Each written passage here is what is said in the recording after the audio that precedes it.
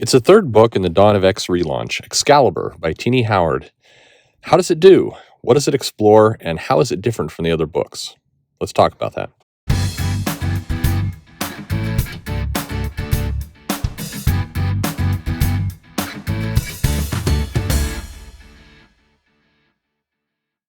Hey there, this is Perch. Looking at Excalibur number 1, this is basically was promised to be the kind of mutants and magic aspect of Dawn of X. Like I said, it's been written by Tini Howard, who's done a few different titles from Marvel. The Gamora book, the Thanos book, which starred Gamora, has also done some Conan work.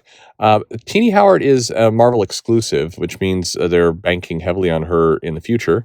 And as a writer, she's kind of, from a sales perspective, she's been kind of hit and miss. Some of her titles have been sold and kept selling. And what I mean by that is somebody comes in, they buy the title, they add it to a pull, and then they religiously buy it, which is a good customer. That's what you want to have.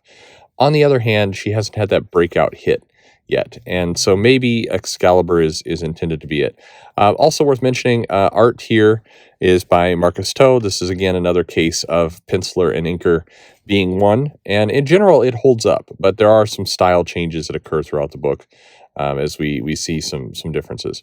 So this book also promised to have Apocalypse on a team.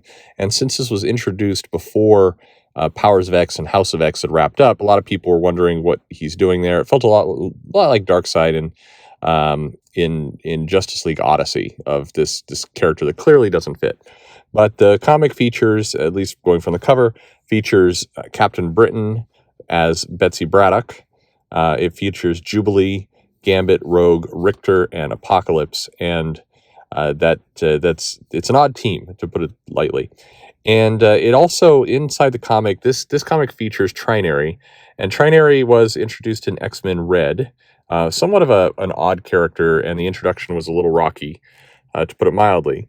But the character is not on the cover, but is featured on the team roster book inside the datasheet. So this, I should say, I'm coming into this review a little later than normal. I usually try and hit these books on day of release, after I've had a good day to think about it.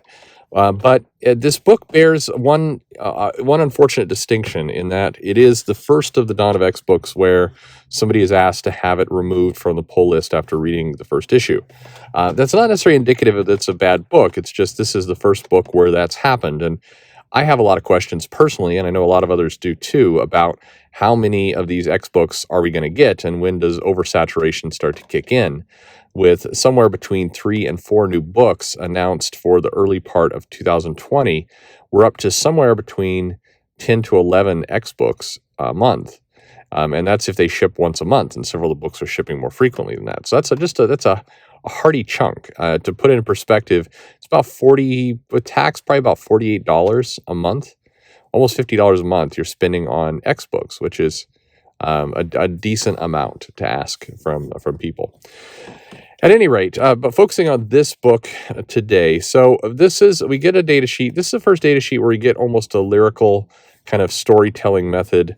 There's a lot, the Jonathan Hickman data sheets were always data dense, but this has a lot of text to it. So we get kind of almost a poem-y kind of feel, which does set the tone for what we're going to get, which is as much a magic book as it is an X book. In fact, maybe more of a magic book.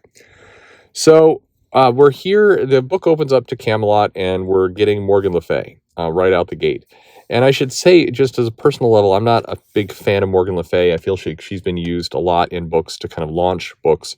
It was the character who was launched at Dark Avengers, and she's been used just sporadically throughout. She was in the Doctor Doom Iron Man book, and there's an aspect to Morgan Le Fay where they kind of just cram her in when they want to show a super powerful woman who's fairly easily defeated in a lot of cases. She's a huge threat, but then she's defeated within 1 to 3 issues every time. So hopefully they do something more interesting here. But she's basically holding down the fort while King Arthur is away. So she's the Queen Regent right now. And we know she's an evil character, but maybe the castle. It does not. This is Otherworld. This is the realm in which Captain Britain gets his powers from. So we've seen aspects of this certainly throughout, and even with Captain Britain. Although I forget if she interacted directly with Captain Britain. I'm almost positive she had the Brian version, but she was also instrumental in the if you blinked, you missed it. The Kelsey's Captain Britain in Avengers, where you had the single mom who was beat up by Thunderball, who was working under Morgan Le Fay's influence, and then she became Captain Britain, but she couldn't tell her kids she was Captain. It was a weird time. Anyway, so she's discovered that her scrying pool has flowers growing out of it. And these are Krakoa's flowers, so there's a portal in her pool, which is always a bad sign for a hot tub. So we're all hail. This is reminding me too much of bad Twitter drama. Anyway, so there's a little meeting of some kind going on. It's a shame that we're not seeing more about the Bradock Institute, which was part of the Avengers Academy. Oh no, Avengers Arena. That was an interesting part of that book. It introduced this Bradock Academy of students, but we're not seeing that. Anyway, it's called the Bradock Academy, but we don't see. Well, maybe I'm talking too fast. There are some kind of hints of some students in the background somewhere. There's a Nightcrawler looking kid here, but it's not referenced. It just kind of seems like it's Brian's house. But anyway, Betsy's packing to go to Krakoa. Megan is there with the kid. The kid seems to grow from a tiny kid to a kid that can stand up to her mom's waist in 2 panels. Anyway, nice to see that child. There's a lot of things in this book that are kind of nice nods. I mean, like all the Hickman books, I'll give it this definite credit. They're looking at the past. They're not forgetting it. They're referencing old storylines. They're not ignoring obvious things that have taken place in the last 30 years, even 10 years. That it was really something Marvel was getting very bad at, was remembering its history and doing something with it. So this book does that. They're walking to the Krakoan gate, and there's Brian and Betsy, and they're having kind of a not an awkward conversation, but a little bit of, she doesn't really want to go. She's uncomfortable with going, and she doesn't want to go alone. She'd like Brian to go with her, and we don't really know why she's uncomfortable with heading back, other than there have been recent storylines where Psylocke didn't feel like she had a place with the X-Men world, and then that was kind of ignored in the last 4 or 5 years, and so now we're back to it. Anyway, they go through the gate, and it's party time. This may be the same party that we saw at the end of House of X6 or Powers of X6, or it's just that the mutants are now one big hippie commune all the time. But anyway, so meanwhile it shifts over to Apocalypse, and he's staring out contemplative, and in comes Trinary, and this is the first time we're going to get the joke where Apocalypse would prefer that you called me Krakoan A, to A. And then there's some banter between the two, and Gambit's suspicious of Apocalypse, and basically Apocalypse has said, hey, there's a gate here that goes to Otherworld, to Camelot. He starts talking about more of the magic aspect of the world, which is a nice twist, I guess, to Apocalypse's character, where he's going to be more magic centered. I think that's unique and interesting. But he can't get through a gate. There's a gate that's closed, and they can't breach it. So they're curious what's going on. He's asking for let's get somebody to breach it, and then we get some more data sheets from the Krakoan grimoires about magic and really kind of a lot of stuff about magic. At this point, the book starts to feel like books of magic by Vertigo DC, and there definitely is that kind of feeling that pervades. So as we get to the is this book for you, I'm giving you lots of signs as we go in this review of if you liked the books I'm mentioning, then this book is for you. If those books turned you off, this book is not for you. It definitely fits into a category in that regard. So we bounce over to some people over in a coven somewhere in North Yorkshire, and they're doing some magic-y stuff, and Morgan Le Fay comes in and basically says, no more magic for you until you get rid of the witch breed. Witch breed in this case means mutants. That was a term from 1601 that Neil Gaiman introduced to just mean mutants. But she's like, get rid of these people, find the source of this plant that's polluting my hot tub, and you got to get rid of it. Which kind of all the plots are now converging. Meanwhile, we're back to Krakoa, and we see that there's some kind of fairly lame party, be honest with you. It's like sunset party, and we get a little hint of Jubilee. We'll see more of her perhaps later. Jubilee now cannot be drawn or used in a comic unless she's got a baby carrier. That baby is just not aging. I think the baby was close to the born at the same time as Captain Britain, his baby, I think, or maybe I may have this wrong, but I think that baby's aging faster. But oh well, who knows? Maybe in a couple pages it'll be taller. But we then meet Fabio. He's going by egg instead of gold balls. That's probably a good move. And he brings Betsy to find that her brother Jamie has been hatched, has been reintroduced. Now, why they're hatching Jamie is a big confusing mess, because Jamie was a huge villain, but I guess they're getting the villains in. But why they're voluntarily hatching Jamie is another question. But he's hanging out in the egg, naked and drinking wine. I mean, they're complaining he's doing really gross stuff in these pods. They're supposed to be sterile, but it feels like on an island full of mutants, they could remove Jamie from the pool. But anyway, so he tidies up. He gets a towel, so he's not wandering around naked. We've seen that before out of Jamie. So there's a little squabble between the two. This is referencing very old Captain Britain stories where there was a Betsy Jamie dynamic, Jamie being the third sibling and kind of the oddball one that often caused trouble. But Psylocke and Betsy, and we get a little bit more of why she's uncomfortable on the islands, because she's having to dodge Quanon, and she's just uncomfortable around the mutants these days. So Old Apocalypse, it does joke number 2 about my name is A, which is just not a good look for Apocalypse. This humor can work. Obviously, I think humor is good in a comic, but in this case, the humor is just odd. Apocalypse shouldn't be cracking jokes about his name and being like befuddled that people won't pronounce his new crazy name the right way. So he says, hey, Betsy, why don't you head off to get Captain Britain? We need to investigate this thing. She's like, I'll go get him. He can't go through the portal, so maybe he's going to fly her to Krakoa. I don't know. Maybe you get right on Kate's boat. But she arrives just to find out that Captain Britain's been summoned back to Otherworld to deal with something. And Betsy's like, screw this mission for Krakoa and A. I'm going with you. We'll do it together. So for Avalon, they head off to Otherworld. They are immediately confronted with Morgan Le Fay, and she pretty much instantly turns Captain Britain into a Black Knight, not the Black Knight, but a Black Knight, and corrupts him. Betsy's like, hey, here's the flowers growing in the pool. This is what we were dealing with back in Krakoa. So good news, I get to do 2 things at once. Back on the island, its stars are out, and Gambit and Rogue are kind of pondering having children, make more mutants, or maybe they're just pondering making the mutants, not having the mutants. That could be. Trinary's saying, hey, Apocalypse wants you in his house. And we get the third joke of Apocalypse saying, please call me Krakoa A. Or now he's getting more insistent. I mean, this is a guy who gleefully has massacred millions, but, they're not calling him by his right name. Pronunciation, am I right?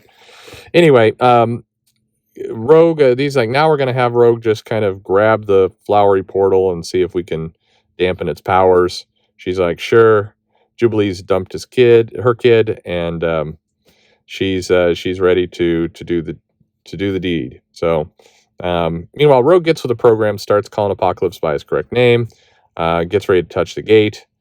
Further, Captain Britain and Betsy find themselves under assault, but then he's fully corrupted, and he's taken over for all intents and purposes by the Black Knight curse, knowing that he's about to be compromised and potentially, attack his own sister. He thrusts his little amulet onto Psylocke or Betsy, and this basically gives her the power and makes her into Captain Britain. Not yet. So he's trying to force it at her, and I forget when the actual forcing it. We get a couple pages of him trying to cram this amulet on her. Rogue touches the gate, starts to absorb its powers. Psylocke throws a bunch of psychic energy at the hot tub, blows up, and Rogue feels strange, and the Krakoan, the flowers, are kind of not attacking her, but just kind of puts her into an odd little cocoon state. Think Sleeping Beauty or Snow White after she's eaten the apple. She's kind of in that Snow White pose. Good Disney synergy there. And meanwhile, Captain Britain as a Black Knight he's got a sword. He's starting to attack. Unfortunately, Betsy's trapped in the Otherworld with the gate destroyed or damaged or whatever they have done. Good news is the flowers are starting to get out of the hot tub, so there will be a party later. Brian is under her sway. He's like, you have the trinket, and he kind of basically tells her, please, you have to do this. I'm not in control of myself. Put on the amulet and be gone. And she does. He basically gets struck at that moment, and Gambit is ticked at A for the for putting his wife in a flower cocoon, and she's naked too. She lost her clothes in that period, so that's get into that make more mutants thing. Anyway, so we then get the reveal that Captain Britain has arrived. It's Betsy, and she's decked out in the costume. She doesn't have the weird scar that Kelsey had. I guess the scar went away when she took the Captain Britain powers. That was good news for her. And so now we've got a big mystery on our hands. We haven't seen Rictor, who's on the team. We have seen Trinary plenty, and we've got Captain Britain being Captain Britain. And then that leads us to the little epilogue, whereas the kind of coven that basically told these people, go out and kill the mutants, or you can't have any more magic. One of those people have been like, well, screw this. That's a lot of work. And the mutants are giving us happy pills and flowers. So I do that. And she heads off to reveal that she is joined or working with Coven Aqaba, which is Apocalypse's cult. Are they still Apocalypse's cult or not? I'm not sure. But then we get a couple more data sheets, or I guess one more data sheet, just of talking a little bit more about magic. Some interesting information here, talking about tying together Aqaba and the Coven of Aqaba and Apocalypse and magic and mutants. And this is a good connection. I'm behind that. I think this is a nice evolution of Apocalypse and makes some sense. So I think that's clever. But how is this issue? Well, this issue was odd. I guess it felt to me like a lot of the X-Men issues pre Dawn of X. It had that same kind of where the humor was there, but it wasn't really landing. It was just kind of odd that it was oddly placed. And at the same time, the art was okay. It was solid. It was all over the place at times. Characters looked different, as I said, different ages, different sizes. But at other times, it was very clean. And when I look at it and I think about it, I just say, this is a clear case of the artist being the penciler and the inker and rushing. So I'll be interested to watch this issue progress. It looked decent enough, but by issue 3 and 4, especially if they're doing some double shipping, I'm going to be real curious to see if the quality holds up. Hope it does, but I wish Marvel would just hire inkers. Let's say try not to save so much money. Just hire an inker. Let's do it right.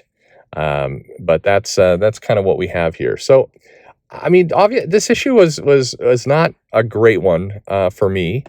I appreciated some of the elements they tried to do. I appreciated the tying into history. I definitely appreciated that.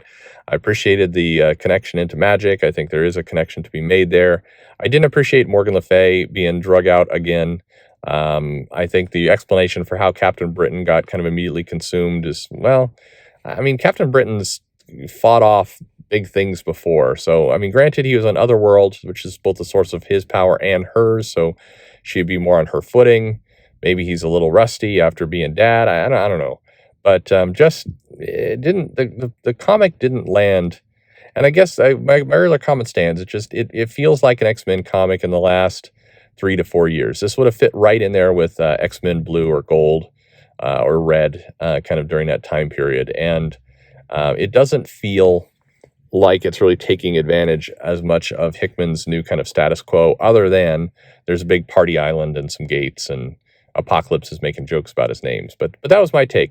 So what's yours? Did you enjoy this issue? Is this kind of your thing? Is it for you? Again, if you like magic books, if you like that kind of style, if you were a fan of X-Men Blue or Gold and you missed that era, you wish more of that element would be present here. I think that those are all things that would make it good for you. But this wasn't the strongest hit out the gate. And I think even though I was not 100% on Marauders, I think Marauders as a title that fits in this new status quo fits much better than this. But definitely some big ideas. So I can give it that. It definitely has some big ideas. Hopefully it can start to turn those big ideas into some big things, and we'll see how it goes. But leave a comment below. Let me know what you think. Would love to know your thoughts. And you can always follow me on Twitter at Comic Perch. Ask me for reviews you want to see or questions on this. And like or subscribe if you don't mind. And thanks for listening.